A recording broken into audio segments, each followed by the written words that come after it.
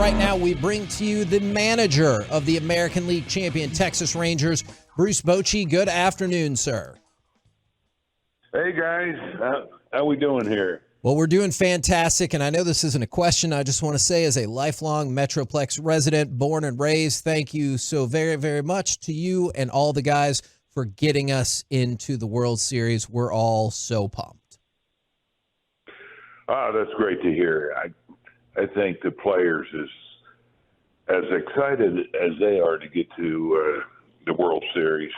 They're also excited for the fans. Man, we've just seen how this support has just gotten crazy here at the end.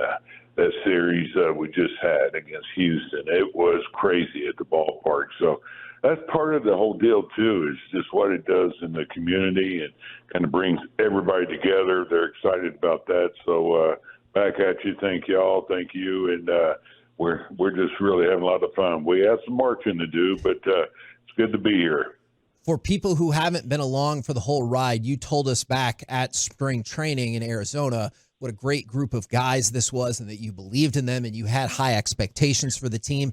Can you take us back and explain what it was that made you think this group had the potential to be special all those months ago? Right. Well, it really started before spring training. I went back and watched some games and, had dinner with Corey Seager in Nashville, talking to Marcus during the off season and getting to know these guys. I knew this team was loaded with talent.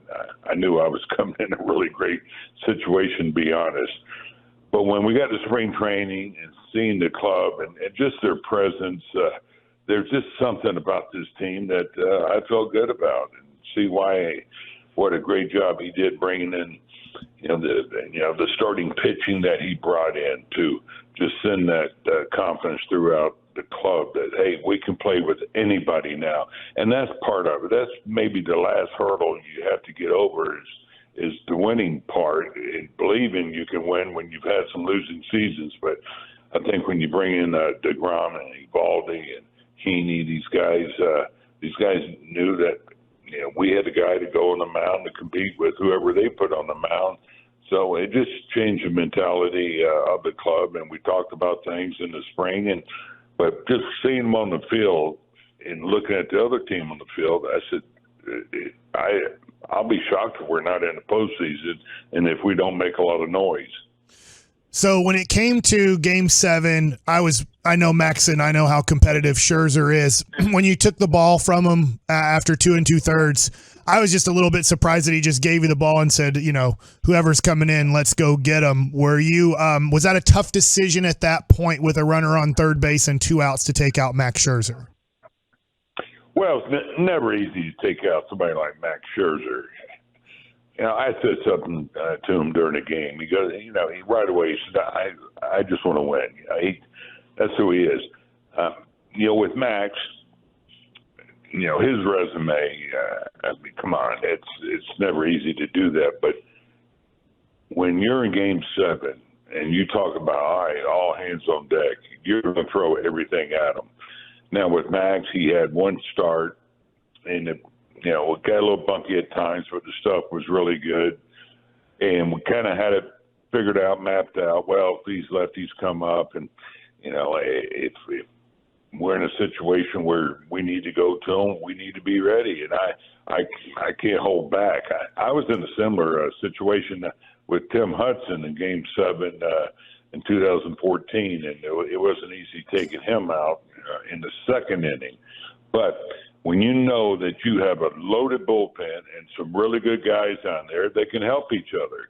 It just gives them a different look. And so, no, it in that way was not a hard decision. It really wasn't, because my job is to do what I think is best for the club and what's going to give us the best chance to win. And that can't ever get away from you. And then, Boch, you made me look bad just because I was previewing Game 7, and I told these guys, I said, hey, Jordan Montgomery's going to pitch, but a lot of times you don't want to bring in a starting pitcher with runners on base. They're not used to it, but you brought Montgomery in with a runner on third, and he got the soft line drive to shortstop. So tell me about the thinking about bringing Montgomery in with a runner on base. Well, initially we were thinking he did him before because, seventh game, you just get guys up. You just got to be ready. But, just watching Montgomery, just getting to know him a little bit, how competitive he is. I said, I have no worries about him.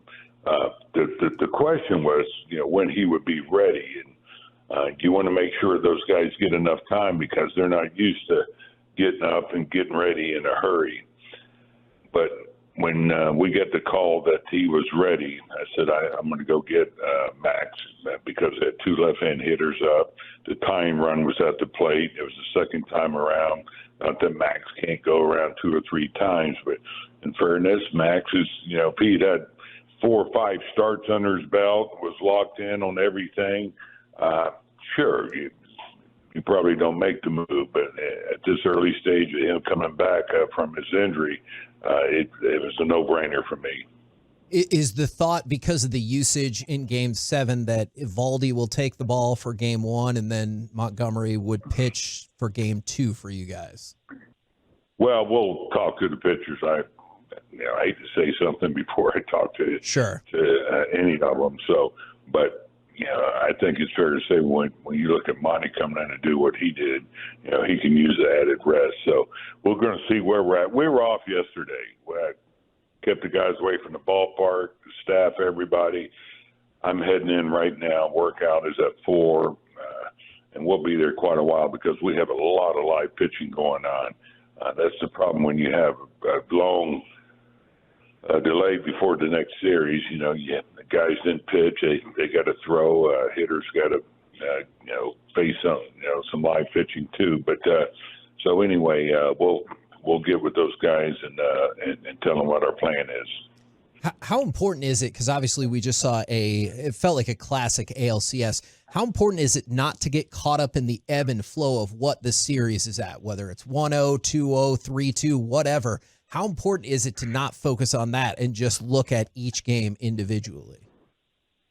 Oh, I think it's critical. I think, part of the maybe problem with teams in the past is they may look at that record and where you're at, and it can be so daunting when you look at, let's say you're down 2 or 3 games, can we do this? It's human nature for that to creep into your mind and have some self-doubt. And just like the other way, you can get a little complacent. So you just can't look at that record. I mean, you saw Philly just dominate this Arizona team the first 2 games. And, sure enough, they come back. And tell you what, this Arizona team's got some great pitching, and they play the game right. But getting back to your point, yeah, it's just that game. And that one game can change a whole momentum, and that's how you got to feel. So it's just keep plugging away. I mean, you look at what happened with us to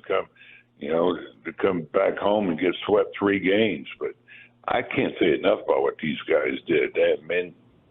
They've been getting up all year, so I shouldn't be surprised at what they did in Houston. Boch, my last question is, Josh Young learned a lot about himself through this playoff run. He said he's not good at spraying champagne.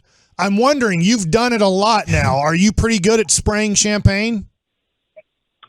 You know what? I'm not doing a lot of spraying. I'm getting sprayed a lot in that initial shot. And I tell you what, for 30 seconds, you don't know where you're at. You can't see.